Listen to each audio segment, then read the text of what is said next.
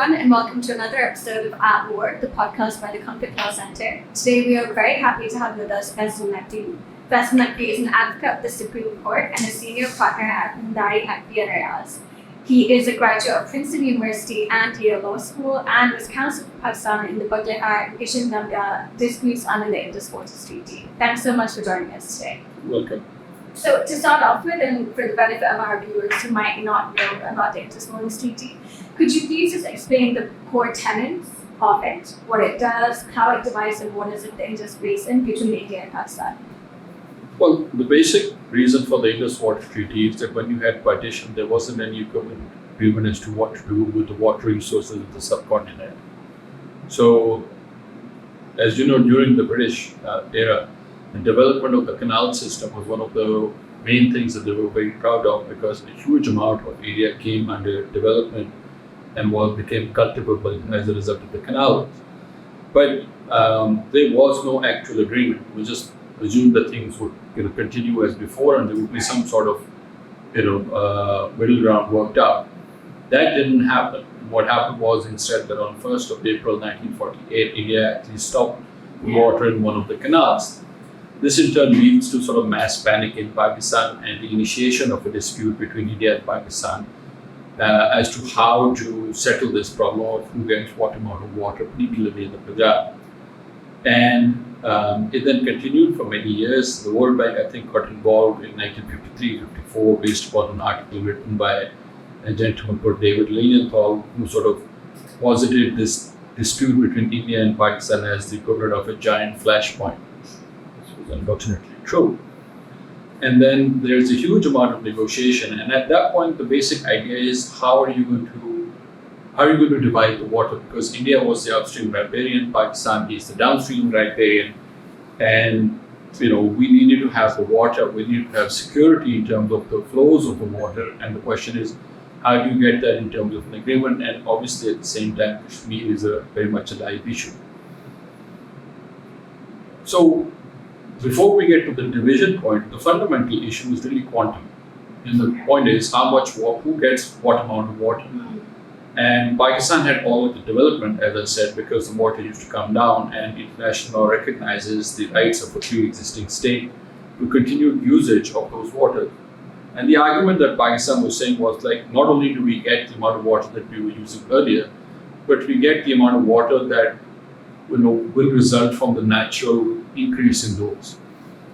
And that debate goes on for a long time, and ultimately the way that it is resolved is that they say, okay, there are 6 rivers, there's enough water in this basin for everybody. So they say we take out of the 6 rivers, the flow of 3 of the waters will go to India, those are the eastern rivers, and the remaining 3 will go to Pakistan. And this is quite often presented in sort of hyperbolic terms, particularly with regard to Ayub Khan having sold out the country, which at least in my view is unjustified. If you look at it in terms of quantum, we got 3 of the rivers, but we got about 75 to 80% of the volume of the river. Yeah. And in addition to that, the treaty does 2 things which are very important. There are multiple things. So it says, okay, these waters go to India, these waters come to Pakistan, and so that's a very simple, clear dividing line. Then on top of that, there is actually a positive covenant on India. So it says India shall let flow. So as compared to most treaties which are somewhat wishy-washy, this is very, very clear. And then it actually has, which is unusual, 2 things are further things which are, it has an independent mechanism for deciding disputes, which is to say with neutral experts and court of arbitration. And it says, what is also quite unusual is that this treaty will continue until both sides decide to set it aside. Now, again, this is unusual. So every effort was made to make this treaty as bulletproof as possible and to safeguard Pakistan's interests. So in simple terms, the water is divided. That was the main issue. At that time, Pakistan's point was that a lot of the irrigation works, were on the Ravi and came via the Satluj in places like Bahawalpur. And Pakistan didn't have the money, which would have had to rebuild. So the water which was coming in was basically rivers like the Chenab and the Indus. So you had to build a series of link canals so that the water which is coming down then will flow across to places like Ravi and the lower rivers and gets used. So that infrastructure, the costing of that infrastructure, whether or not that infrastructure was necessary, is the main point which is negotiated at great length over the many years negotiation history of the Indus Water Treaty. When in simple terms, we get a certain amount of water as flowing in these rivers, they get a certain amount of water, and we are just supposed to leave each other alone. Right, yeah. Yeah, so this treaty has really been hailed as a success story in that it's lasted wars and so many decades of not great tensions between both of them. And I remember reading a lot about how Pakistan complained that actually got less of the water than it was entitled to, and Pakistan and India got more of it than it needed to satisfy its needs at that time. But even just fast forwarding to the present day in the context of the dispute resolution mechanism, and just trying to go into that in a bit more detail, the current dispute that we have between them is again about their building of hydroelectric dams on their side, on the rivers on their side. But this time they're very unhappy with the dispute resolution process and what they call the adoption of simultaneous parallel processes. So could you explain the issue with this and how is that come about? Okay, just to take a step back first, in terms of the success of the treaty, I would say yes, it has been a phenomenally successful treaty, because the primary issue is not something which is just ever really been seriously debated. This is Pakistan's water, that's India's water. Mm-hmm. And, people say Pakistan got less water than it should have. Well, it's a question I've asked before in discussions at one of the staff conferences. The reason why Pakistan got 3 rivers is because we turned down 5, and we turned down 4, and then finally had the good sense to accept 3. So if we had negotiated better, we could have had a marginally better deal. But we still got, as I said, 75 to 80% of the water. So I think people who say Pakistan didn't get the full extent of the water are perhaps taking an unrealistic position. Okay. In terms of what the issue is, now when the treaty is negotiated, one of the issues which is actually looked at in some degree of detail is what kind of projects can India build. So India can build projects because obviously they can make electricity and they're allowed some degree of storage work as well. But Pakistan wanted to make sure that the types of projects that they build don't interfere in Pakistan's security, because we have in our mind this memory of the 1st of April 1948 when they shut down our water. So the number one objective behind all of the dam design provisions is to make sure that India lacks the ability to do that again. So India can use the water, but it has to design projects in such a way that its ability to control those waters is minimized. Now, for a long time, this wasn't really a big deal. I think from 1960 till about, for at least a few decades, there isn't really any substantive issue because India doesn't build any projects. There are a couple of issues related to the Salal project where India then changed the design that leads to problems. And then eventually this thing becomes sort of hot with the Baghlihar project in for around about 2000 or so. And let me explain what the issue is. The rivers that come to Pakistan, the Chenab, the Jhelum, the Indus, like these Himalayan rivers have a huge sediment load. So because they're coming down, from all of these valleys, they're carrying not just water but a gigantic amount of mud. So you need to figure out a way to deal with that mud, because otherwise if you build a simple reservoir, what happens is that the reservoir fills up with mud and quite often fairly quickly. And we know that, for example, in the case of Tarbela, that it is, we're using storage space due to sediment. So in the case of Baghlihar, what the Indians had done is that they had designed a project, and the project had outlets, which were very low, which is now, the treaty says in simple terms that if you're going to have the water go out of the project, the outlets need to be as high as possible. That's normally for, let's say, there are 2 types of outlets in a project. The main one is called what's called a spillway. So when the water comes, then the amount that doesn't go in for electricity generation has to be thrown back into the river. Okay. That's called the spillway. Yeah. And that has to be, has to have a very large capacity, because floods are not sort of, like simple like this. When you have summer flood, it goes up like, you get one. So normally your spillways are done for, let's say 1,000-year flood or a 10,000-year flood. You're trying to make sure that you can handle the absolute sort of worst case that anybody can think of. So you need to have outlets where the water goes out. Now, in addition to that, the treaty says that if you're going to have outlets for where the power intake is or other things like sediment, they need to be as high as possible and as small as possible, again, because we don't want India to control, the flows of the river and have the ability to shut them down. In the case of Baghlihar, they had given the spillway something like 30 meters below the top of the project. And there were a number of objections, but that was the single most important one. We said, you can't have this. Okay. It doesn't, this isn't consistent with the treaty. Mm-hmm. And they said we needed to control sediment. Right. And we also we need outlets of a certain size because it has to pass the flood. And the reason why they're so far below is because it has to control the sediment. Mm-hmm. Now that debate in turn turned into a question of, do these outlets perform or do they not perform under the conditions stipulated in the treaty? And the issue with this is then that India is storing a lot of water, or not? Yes, think of it as a bathtub, okay? Or this, if if I can just imagine that this is a bathtub. So if there's an outlet at the very bottom, then the entire height of the water can be controlled by India. Okay. Okay. Mm-hmm. The absolute best case from Pakistan's perspective is if there is no outlet, so this will fill up with water, Mm-hmm. it will remain filled up, and then it will just spill over. So if the outlet is here, let's Okay. assume, then India only has the ability to control this much. So the question is, does India control this much or does India control this much? Okay. That's the issue, Mm-hmm. because it then controls the extent to which it can control the reservoir. Now, the argument that Pakistan has presented is that, see, when it comes to rivers, summer and winter floods are hugely different. So, there's something like quite often, like let's say a factor of 10. Mm-hmm. So, if you have the ability to draw down this reservoir all the way to the bottom, then in the winter it's going to fill up very slowly. While it's filling up, Pakistan will get no water. Right. So, what we don't want is for India to have the equivalent of a series of these reservoirs where you can turn the tap off, and because water is not only about quantum, water is also, it's very important, is timing. And the treaty guarantees not just quantum, it also guarantees timing. So the most that India can, so worst case for Pakistan in the treaty is that week to week the water is consistent. But as you get closer to the line of control, then for example, the amount of water that comes in one day has to go out in one day. So India can't change the timing either. Okay. So India's response is, oh, well, we won't interfere, we haven't done this, that's not what the treaty says. And our point is, we don't want you to have the capacity to interfere. Mm-hmm.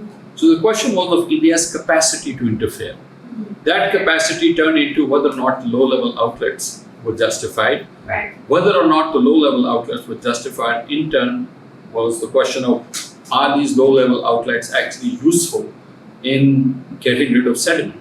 Mm-hmm. And the answer to that is, so long as you keep the water level up, they don't perform any useful task. Right. The way low-level outlets work to control sediment, and I'm sorry it's a bit technical, is that you have this sort of giant lake, right? And there's a wall here, which is, let's assume this is the dam wall. And if the outlet is here, what you need to do is you need to turn your reservoir, which is a lake, back into a river. Mm-hmm. So then it flows. Okay. And when it flows, it scours away your sediment and takes it out, right? So they were saying we have to do this because of the sediment, and we're saying Right. you don't need to. And we're saying, you're not, they said, we have this low-level outlet because it will control the sediment. And our response was, well, you can't bring the water level down. You can't turn your lake into a river. Okay. So all you'll have is a hole right at the very bottom of your dam wall. And that will make a difference for 10 meters or 15 meters. But for example, in the case of Baglihar, the reservoir is something like 30 kilometers. Mm-hmm. So it's not affected. So it was useless. So our argument in Baglihar was, okay, this will make no difference to your sediment under the conditions of the treaty. Mm-hmm. Therefore, the outlet is of no use. Therefore, you have to get rid of it. And therefore, the design needs to change. Now, in the case of Baglihar, what happened was that the neutral expert who was looking at it came up with a distinction which wasn't in the treaty. He said, okay, Yeah. the treaty says you can't bring the water level down, but that's only for operation. Mm-hmm. If you're doing it for maintenance, you can do whatever you want. Now, that's how he justified the design in Baglihar. Now, that was very dangerous from Pakistan's perspective because the term maintenance and how you're going to deal with it is not in the treaty. So you negotiate something for, let's say, a decade, and suddenly some random person comes along and says, well, I think this is a good idea, this is the way it should be. Right. Right. So what Pakistan did was that it then identified this as a, let's say, legal question. When can you bring the water level down? Mm-hmm. And that was in the case of Kishan Ganga, which, I leave the other aspects aside. And we took that question to a court of arbitration. The court of arbitration basically said what the neutral expert said was wrong. Right. And said you can't bring the water level down. Sediment control is not something that the treaty recognizes as. Well, the treaty actually says you can't bring the water level down except in the case of an unforeseen emergency. And it said sediment control is not an unforeseen emergency. So we were like, okay, you're stuck. Mm-hmm. Now, then try and put it into figures as to why this. Banglihar cost the Indians about $4 billion. Mm-hmm.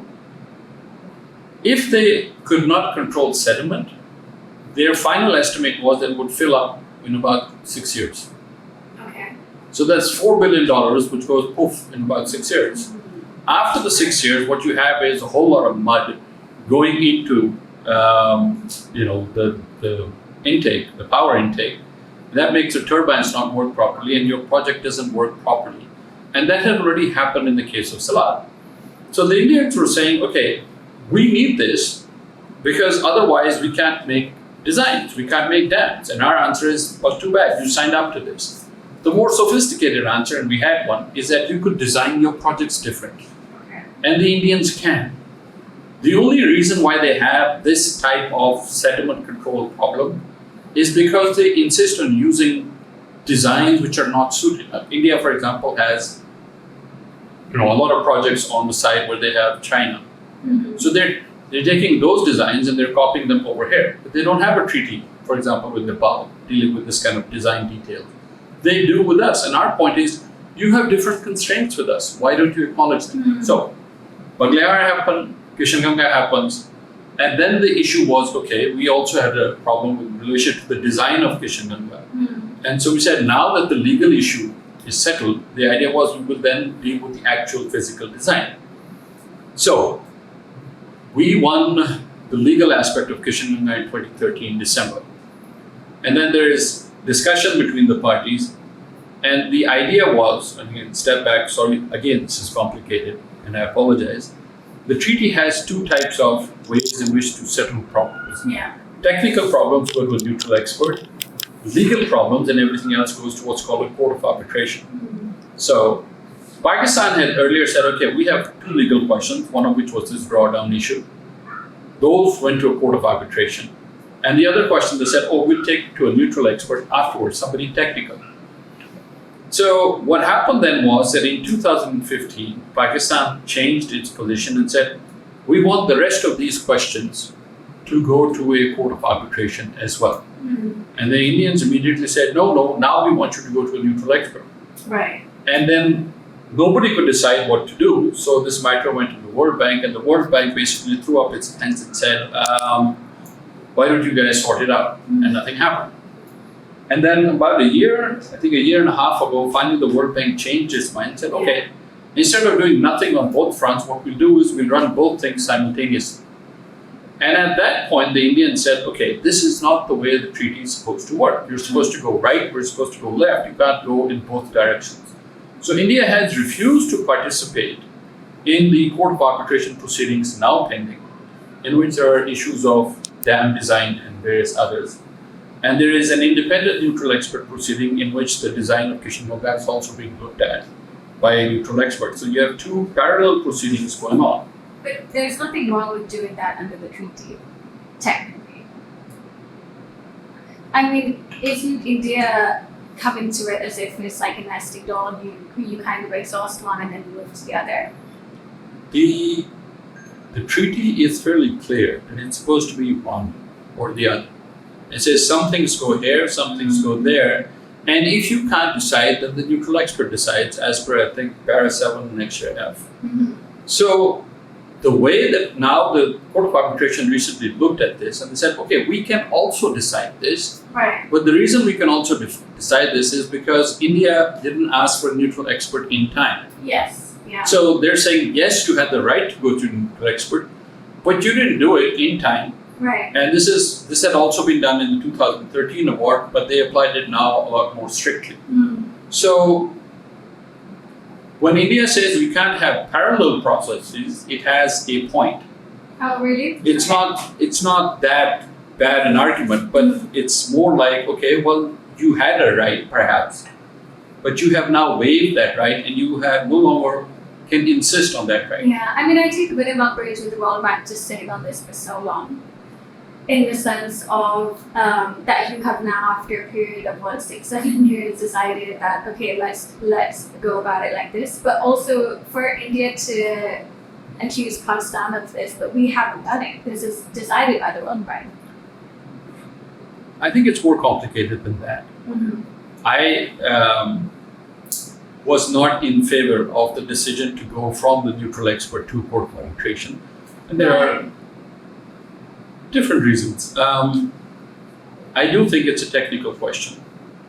I would have preferred that technical question to be looked at by a neutral expert, because a neutral expert is basically going to give you almost like an equation, and we had all the parts of the equation worked out. Mm-hmm.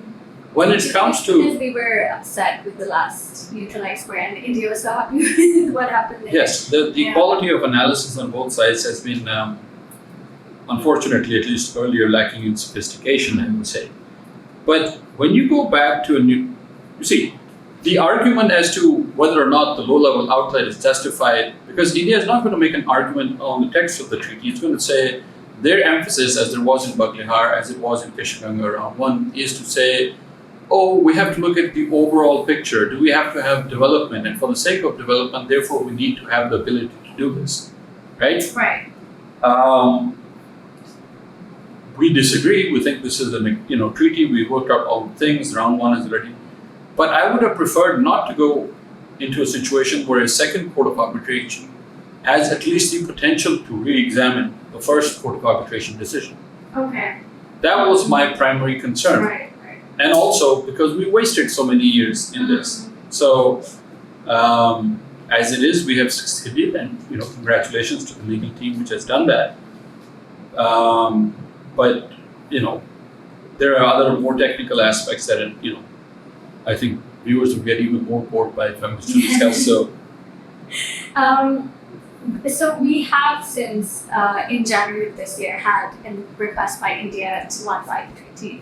And under the treaty, it can only be modified or abrogated violate the treaty. And Pakistan has responded to this in April, but it's unclear. I couldn't really find out what we had said in response to whether we're going to sit with them at the negotiating table.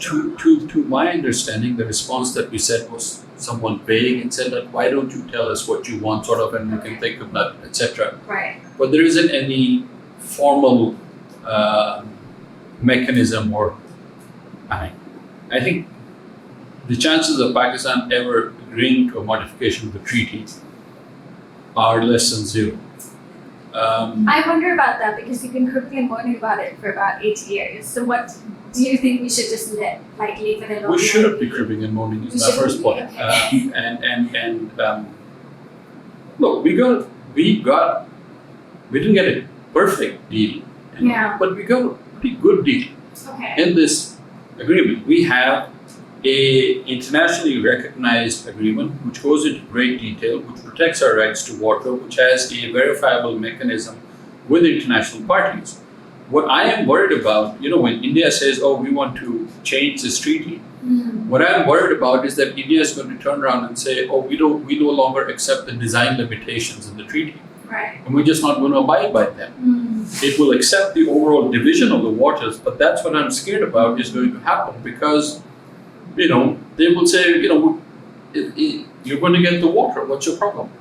So as long as you get the water, why do you care how we deal with it? And you can't ask us to keep on building multi-billion-dollar projects which are going to be uneconomical, and we need this because we have to generate clean energy, etc., etc.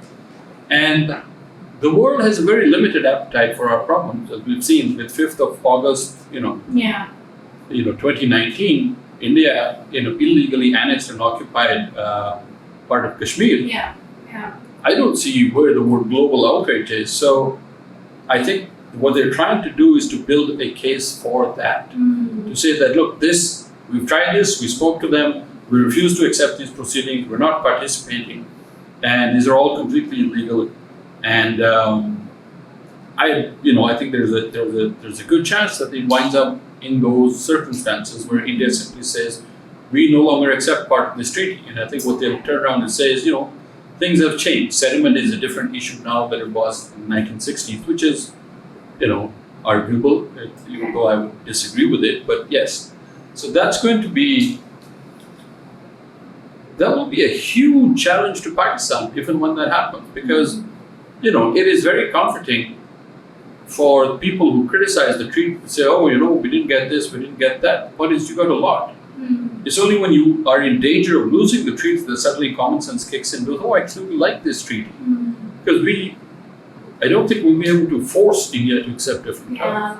I think the major issue that we have is about the dispute resolution mechanism and how long it takes for cases to be decided, and the fact that then 80% sort of fait accompli that we have finished. We are, 65% constructed this dam, and then that kind of psychologically has a role in the case of Baglihar, there was a statement made on the record by the Indian lawyer that they would accept the outcome. But yes, psychologically it makes a difference, but that was partly at our own end. We were still learning in the very beginning as to how to expedite the process. There were a lot of attempts to try and resolve it bilaterally. In the case of Kishinganga, it actually went a lot quicker. Okay. And I think the fact that it got stuck up, because between 2015 and 2021-22, there is this strange thing. But we had an alternate option. We decided that no, you could not compromise on a position that is already taken. And I think that failure to accept the option which was on the record there was a mistake. We wasted a number of years. Baglihar itself, okay, long gone, but Kishinganga has finished, it's active. So now we're in the unfortunate position of saying to the Court of Arbitration that the design of a fully functional hydroelectric multi-billion-dollar project is contrary to the treaty, and therefore the project should be destroyed.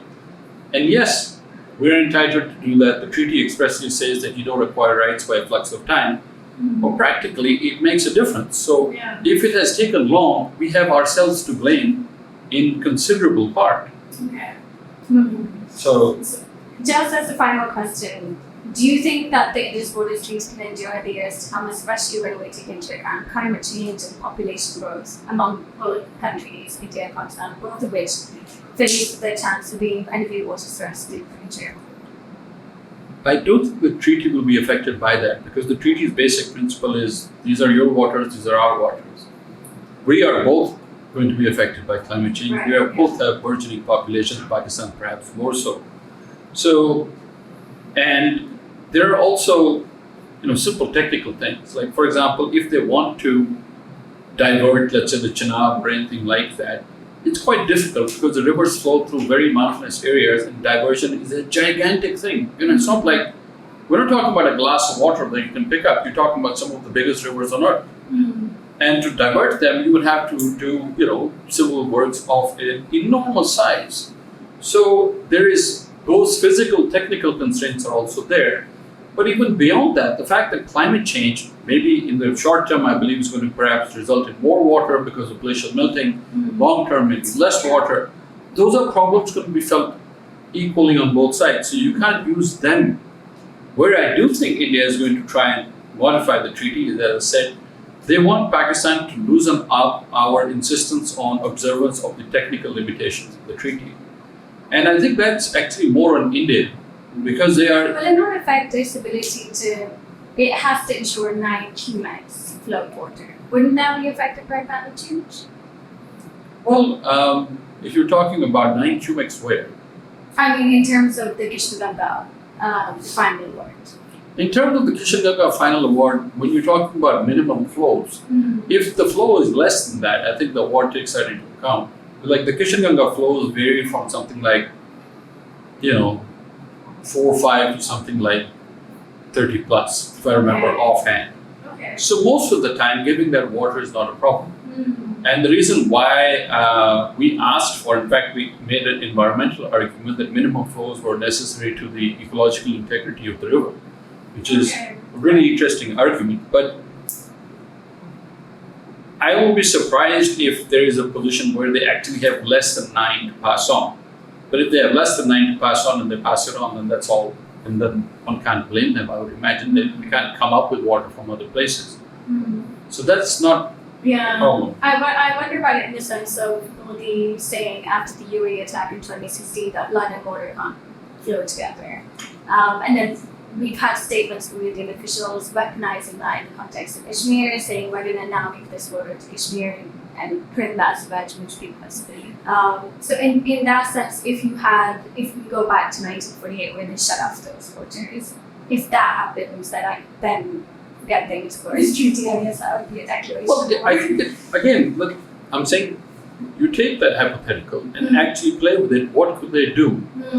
You can't. These are very, very large amounts of water. You know, if there's a giant flow of water, it's not like a tap you can turn off. Yeah. It has to go somewhere. Right. So where would you divert it? Could they, for example, realistically, I think the only thing which I've ever seen which comes close to a potential, disaster of that magnitude would be a tunnel on the Chenab, the Maru tunnel, which was discussed back even in the late 50s. But short of that, their ability to interfere is, as I said, geographically limited. What they can do is and this is why, because one of the points I can deal with is, why is Pakistan so stressed about this?